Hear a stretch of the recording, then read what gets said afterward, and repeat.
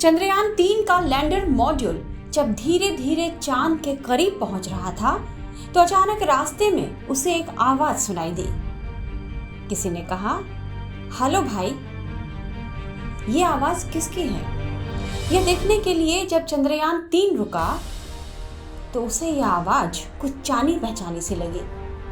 उसने मुड़कर देखा तो हैरान रह गया। यह कोई और नहीं, 4 साल पहले चांद पर पहुंचने की कोशिश करने वाला भारतीय चंद्रयान-2 का ऑर्बिटर था। उसे देखकर चंद्रयान-3 की खुशी का ठिकाना नहीं रहा। चंद्रयान-2 ने कहा, स्वागत है दोस्त। इतना कहकर चंद्रयान-2 के ऑर्बिटर ने औपचारिक रूप से चंद्रयान-3 के लैंडर मॉड्यूल का स्वागत किया। दोनों के बीच दो तरफा संवाद स्थापित हो गया है। यह सारी जानकारी इसरो ने ट्वीट करके दी है, जिसमें हमने चंद्रयान-2 के ऑर्बिटर और चंद्रयान-3 के मिलन का एक दृश्य बनाने के लिए थोड़ी नाटकीयता का पुट डाला है। चंद्रयान-2 का ऑर्बिटर 2019 से ही चांद की परिक्रमा कर रहा है और इसने चंद्रयान-3 मिशन में काफी सहायता की है। चंद्रयान-2 के ऑर्बिटर से चंद्रयान-3 का संपर्क होना 6 सितंबर 2019 की याद दिला गया, जिस दिन चंद्रयान-2 की चंद्रमा की सतह पर सॉफ्ट लैंडिंग होनी थी, लेकिन इससे पहले वो क्रैश कर गया। दरअसल लैंडिंग के अंतिम हिस्से में 3 चरण थे। पहले चरण में सही तरीके से गति धीमी हुई, पर अगले 2 फेज में गति उचित तरीके से कम नहीं हो पाई, बल्कि इंजन से इतना तेज धक्का लगा कि गति घटने के बजाय बढ़ गई। एक के बाद एक 3 गलतियां हुई। बाद में चंद्रयान-2 की टेलीमेट्री डेटा से पता चला कि क्या क्या गलतियां हुई हैं और भविष्य में क्या सुधार किए जा सकते हैं। उस हिसाब से वैज्ञानिकों ने चंद्रयान-3 में सुधार किए, जिससे चंद्रयान-3 की सफलता की संभावनाएं बढ़ गई हैं।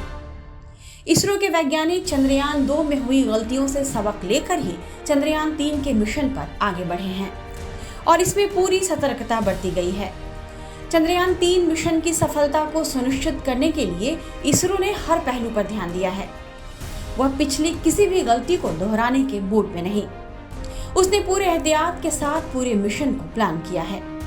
चंद्रयान-3 को धरती से सबसे दूर के पॉइंट एपोजी में 36,500 किलोमीटर पर प्लेस किया गया, जबकि चंद्रयान-2 मिशन में यह दूरी 45,475 किलोमीटर थी। धरती से सबसे पास के पॉइंट की दूरी दूसरे मिशन की तरह 170 किलोमीटर रही। ऐसा स्टेबिलिटी के लिए किया गया। वहीं लैंडर विक्रम में भी कई तरह के बदलाव हुए हैं।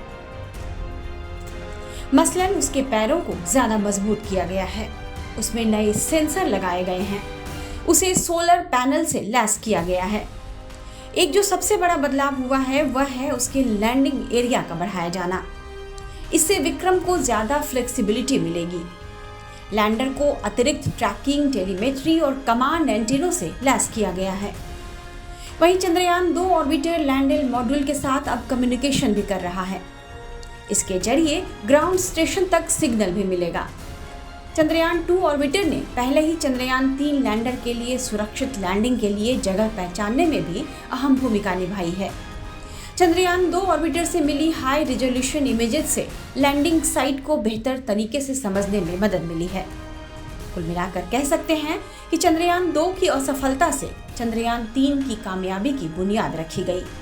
इसरो के तय कार्यक्रम के मुताबिक 23 अगस्त को 5:45 पर लैंडर 24 किलोमीटर की कक्षा से साउथ पोल की ओर 90 डिग्री के कोण पर उतरना शुरू करेगा और 6:04 पर चांद पर उतरेगा।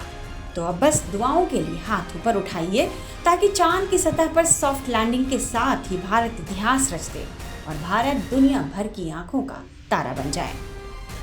टाइम्स नाउ नव भारत डिजिटल की रिपोर्ट।